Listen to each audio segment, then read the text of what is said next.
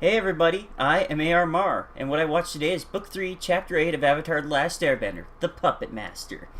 We start off with the group being kids and telling horror stories around the fire, when Toph hears something through the earth. But they dismiss it and they meet this nice old lady who invites them back to her inn for warm tea and beds. Guys, beware of old ladies offering you nice things in the woods. It never seems to turn out well. She warns them over tea that when the moon is full, people walk into that forest, but they don't walk out. As they go shopping the next day with the innkeeper, they hear more of these rumors about the full moon disappearances, concluding that it must be a spirit world thing, and goes, "Okay, I'll help, I'm the Avatar." Obviously not to everyone else, but he says that to Sokka because he's at least gotten smart enough by now not to announce everywhere who he is. Sokka goes into full paranoia mode back at the inn. It's a bit of a creepy place, so he decides he has to get to the bottom of things and go snooping around, finding some creepy marionettes and then deciding to break into a locked room. He gets pretty carried away. The old lady catches them snooping and reveals that she's Salvant Water Tribe just like them, and after a brief conversation accepts their apology for, snooping around her house. It still felt like something was amiss at this point in the episode, and later we learn exactly what that is.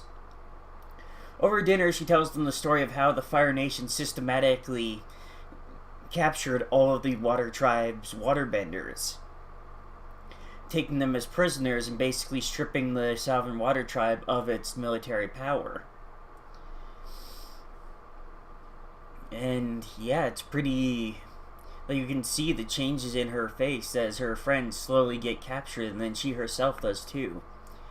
She was in prison for a long time, and she eventually escaped. She offers to teach Katara some Seven Water Tribe traditions, and she starts by teaching Katara different ways to gather water from the air and from plants. But we see that, taking their water, it instantly kills the plants, turning them black. It's like some kind of dark art, and it's kind of disturbing in a way. And then she says, after all that, she says she'll teach Katara the greatest waterbending technique she knows tonight under the full moon. Katara expresses, don't people go missing in the forest under the full moon? But the old lady's just kind of like, we're two master waterbenders under a full moon. We'll be plenty safe. The others speak to an old man who had escaped the spirit's grasp, and he describes being unable to control his body, being forced to walk towards the mountain and barely escaping as the sun rose.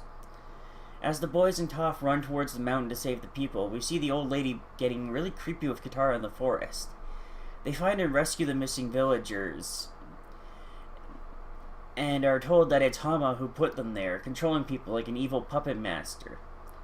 As the boys are doing this, Hama tells Katara about the tortures that she was put through in the Fire Nation prison. How after months there, she realized that all living beings had water in them too, and began practicing on rats to develop the art of bloodbending. The old lady gets pretty crazy as she tells Katara all this, almost taking a sick pleasure in describing how she puppeted those rats and puppeted the Fire Nation soldiers to get herself out.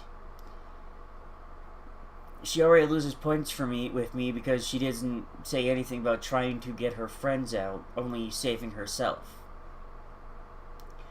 Katara, of course, is, disgusted by this, but the old lady, starts saying, it's what? It's their Fire Nation. We have to do whatever we can to punish them, to defeat them, to win this war. It is war, so everything is justified. Pretty much.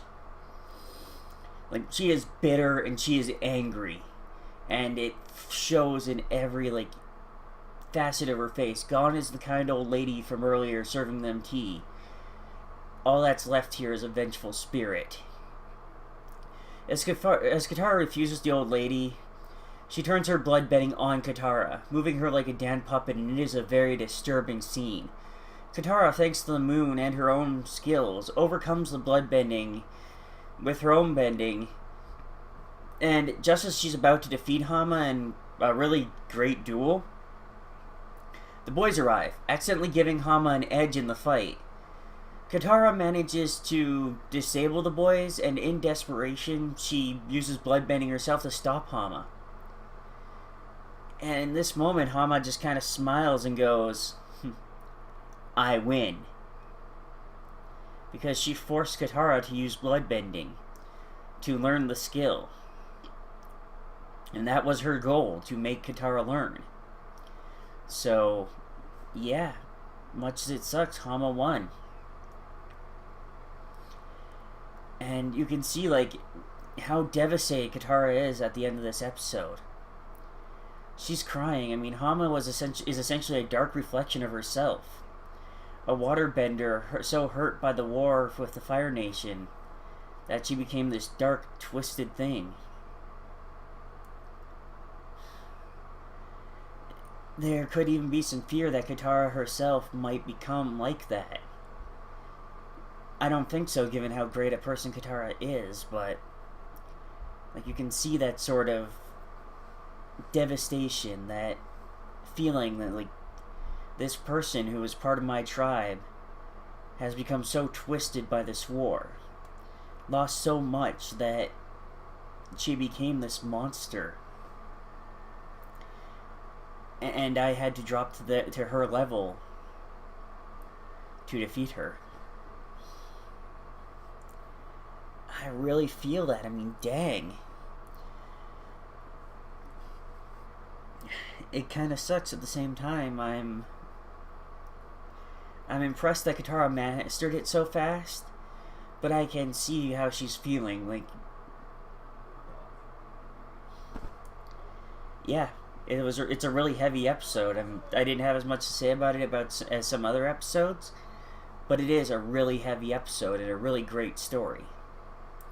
That kind of, I love these dark reflection episodes where the hero sees what they could become.